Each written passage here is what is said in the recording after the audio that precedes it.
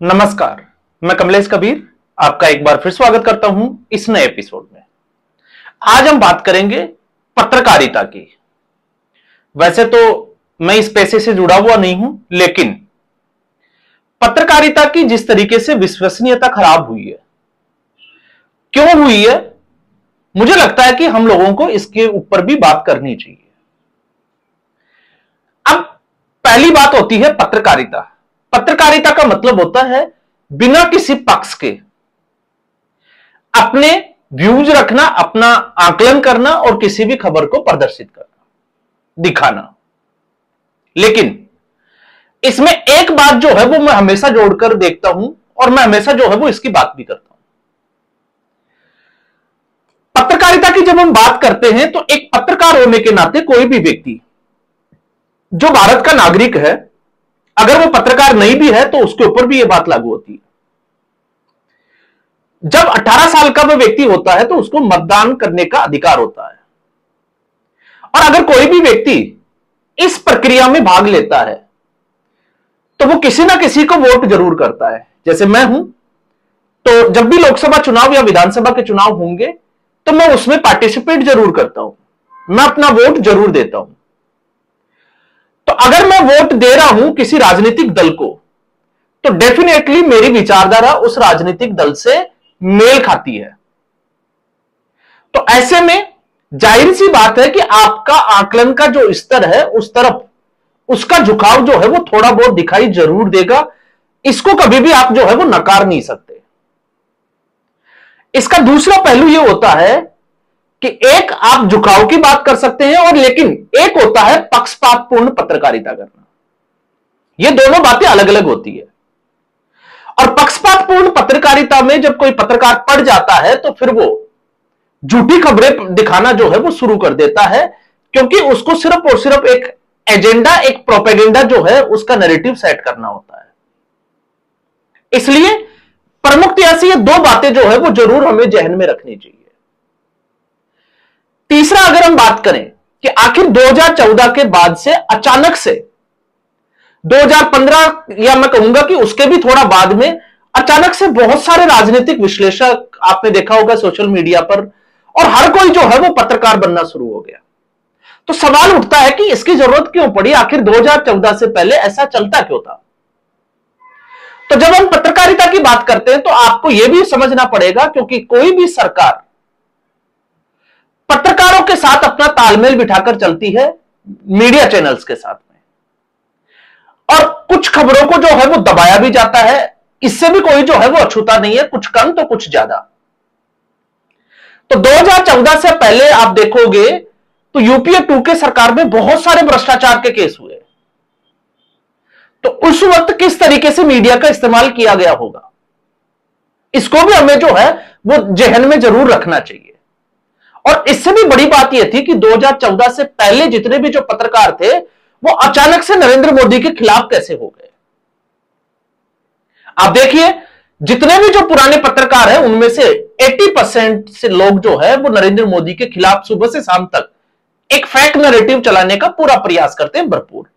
कारण एक, क्योंकि उस वक्त की सरकार से उनका कोई ना कोई जो इंटरेस्ट था वो जरूर था, क्योंकि उससे पहले स्टिंग ऑपरेशन की भी एक बाढ़ चलती थी जो इस वीडियो में हम जिक्र करने वाले हैं, और उसके थ्रू ये पत्रकार जो है वो बड़ा मोटा पैसा कमाते थे। तो आप इसको डिनाई नहीं कर सकते।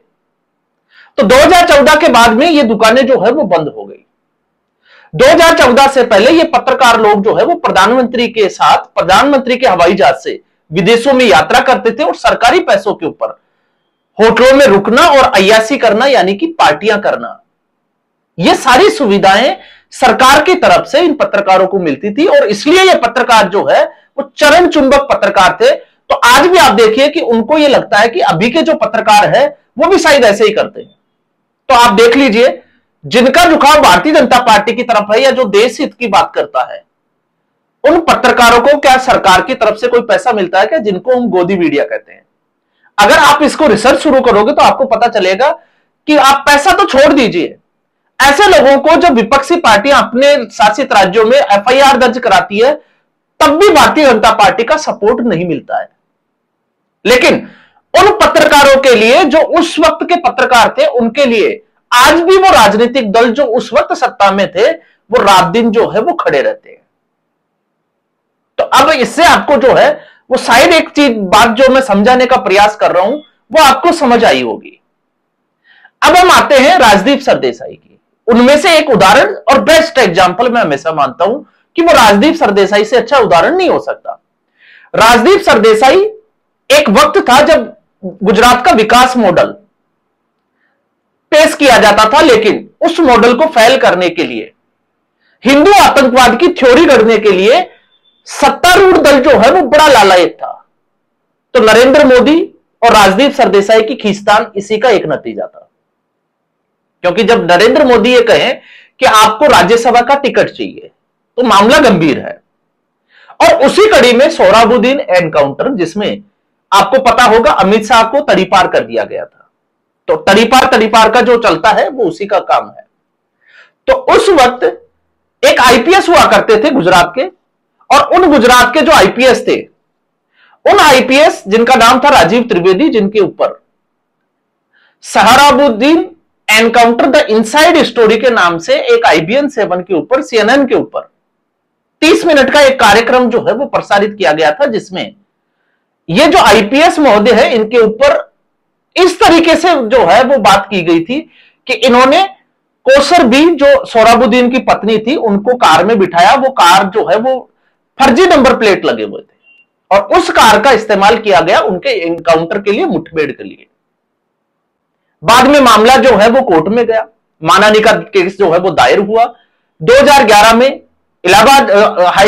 अहमदाबाद हाईकोर्ट ने याचिका को खारिज कर दिया, जिसमें राजदीप सरदेसाई जो है वो उस FIR को रद्द करने के लिए लेके गए।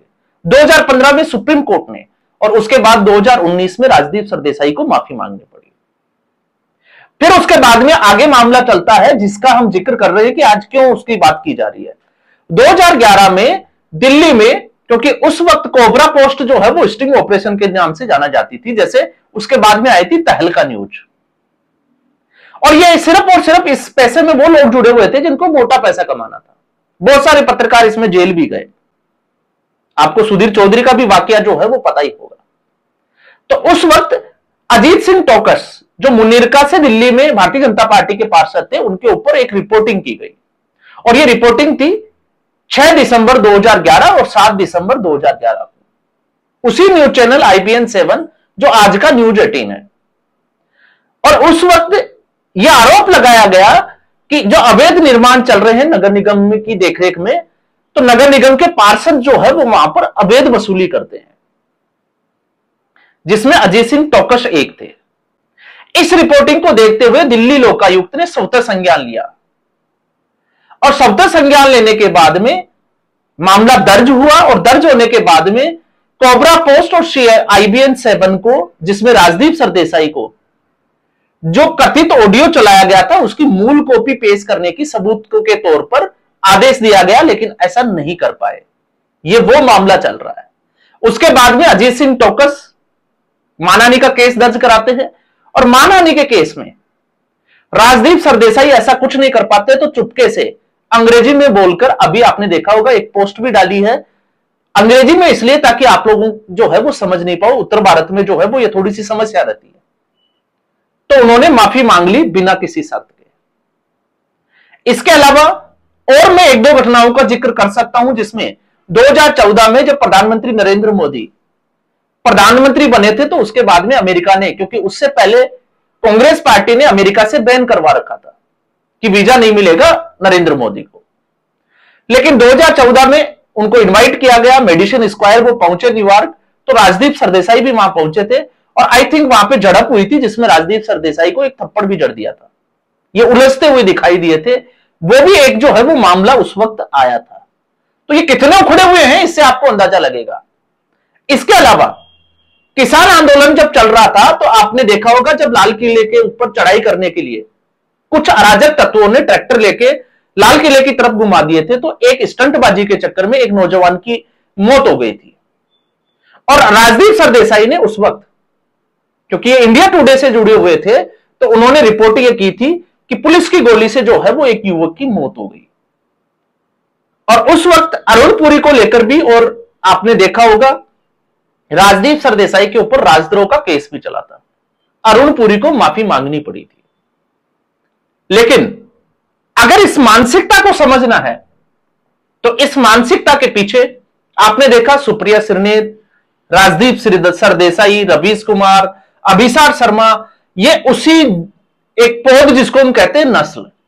आज देखिए इस देश में कहीं भी कोई आंदोलन चलता है जो नरेंद्र मोदी के खिलाफ हो, केंद्र सरकार के खिलाफ, जो विदेशी फंडिंग पर जो है वो आधारित हो, उस आंदोलन में इन लोगों को जब भी ये लोग जाते हैं तो इनको जो है वो पलक पावड़े बिछाकर इनको स्टेज दिया जाता है।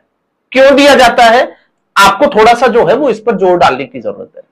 और राजदीप सरदेसाई के ट्रैक रिकॉर्ड को अगर आप देखोगे तो सागरिका घोष को अंततः कुछ भी कर ले, बाकी पत्रकारों का मुझे नहीं पता, लेकिन सागरिका घोष को राज्यसभा का सांसद बना दिया टीएमसी से।